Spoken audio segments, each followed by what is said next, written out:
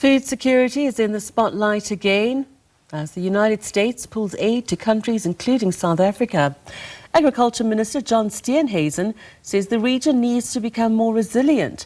While chatting now to Samuel Jacobs from Cooling as a Service about how the cold chain process can help grow food security. Good afternoon, thanks for joining us. Well, around 37% of food is wasted before it gets to market.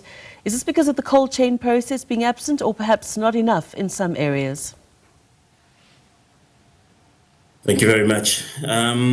Yes, so cold storage infrastructure is lacking on the continent in general. I think for South Africa, we are only second to Egypt in terms of cold storage infrastructure. I think for us, we've got 10 cubic meters of cold storage space for every 1,000 urban residents. And then after that, across the continent, the number really drops down to below 1. And so that gives you a picture that the cold storage infrastructure on the continent lacks tremendously and just haven't had sufficient investment at all. And would you say that the reason why it hasn't been optimized in sub-Saharan Africa is because of infrastructure? Is it a money thing? Is it perhaps an unwillingness, or maybe is it ignorance? I think there's a mixture of reasons, but what we found is that cold storage infrastructure is very expensive. And so there has to be a very strong business case when you commit to infrastructure. And what we see is that in Africa, the markets are very fragmented and there's smaller players playing in the market. So for instance, you don't see large cold storage logistic businesses like we see in South Africa in the rest of the continent. So you see cold storage infrastructure only at small farmer holder level, and then you find it again at retail levels, and anything in between there is just not there. And the reason is it's so expensive to put it down.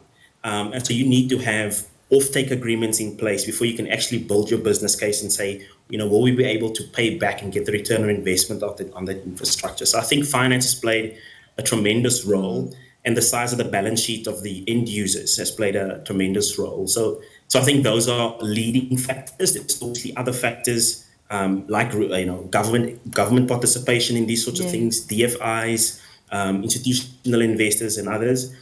But finance plays a big role, the affordability of infrastructure.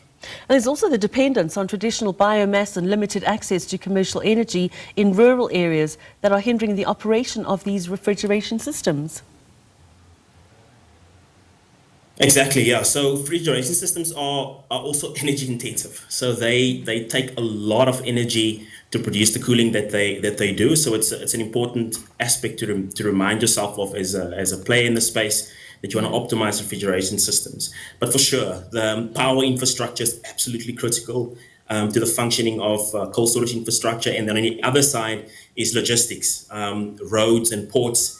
Because once you actually preserve that produce in a cold store, you need to be able to distribute it to the people that are in need of it. So 100%, those factors also play a role: logistics, ports infrastructure, and power infrastructure. Thanks very much, Samuel Jacobs from Cooling as a Service, chatting there about cold chain services in sub-Saharan Africa.